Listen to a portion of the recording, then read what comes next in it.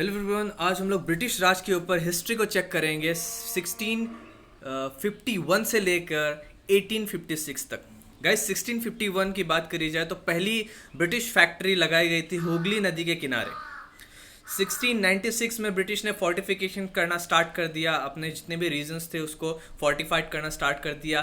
3 villages खरीदे थे जिसमें से एक का नाम था कलिकट, जो बाद में कलकत्ता नाम हुआ। और मुगल रॉयल फरमान लिया था मुगलों से ड्यूटी फ्री ट्रेड के लिए, यानी जब भी वो ट्रेडिंग करेंगे उसमें किसी भी तरह की ड्यूटी नहीं इम्पोज करी जाएगी मुगलों द्वारा। 1707 में जो पावरफुल मुगल रूलर था जिसने कि पूरे इंडिया को एक एक करके रखा था, औरंगजेब, वो मर गया। उसके बाद कई सारे रीजनल किंगडम्स उभर के आ रहे हैं। बंगाल का नवाब अलीवर्दी खान, सिराजुद्दौला, इन लोगों ने ये जो मुगल फरमान था ड्यूटी फ्री ट्रेड का वो नहीं मान रहे थे। वो लोग, उनको ड्यूटी चाहिए थी। वो लोग जो भी ट्रेड हो रहे थे उसके ऊपर ड्यूटी चाहते थे। इस वजह से ब्रिटिशर्स को मना करा कि ड्यूटी फ्री ट्रेड नहीं चलेगा, अपने को ड्यूटी चाहिए, ड्यूटी दे।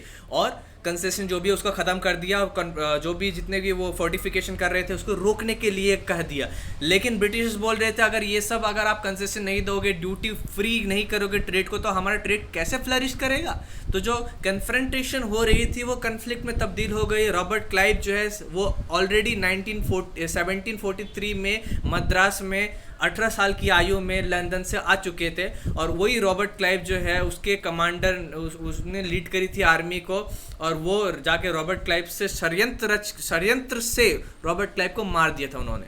रॉबर्ट क्लाइव किस तरह से षड्यंत्र रचा था? मीर जफर जो कि रॉबर्ट क्लाइव का एक कमांडर था, उसको सत्ता का लालच दिया, और वो मीर जफर जो कि कमांडर था उसकी आर्मी ने लड़ाई ही नहीं करी। उस वजह से सिराजुद्दौला जो कि एक बहुत ही पावरफुल राजा थे, उनकी हार हुई और उनको मार दिया गया धोखे से।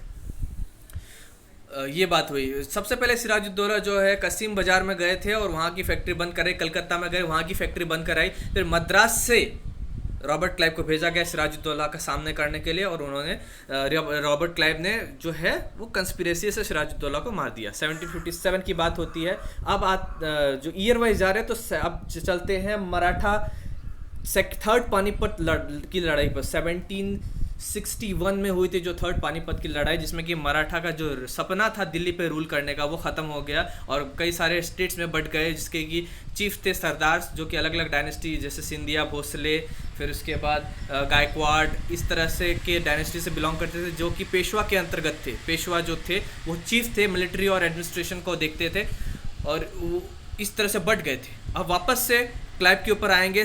Thank you so much. Second lecture में इसको कंटिन्यू करूँगा मैं।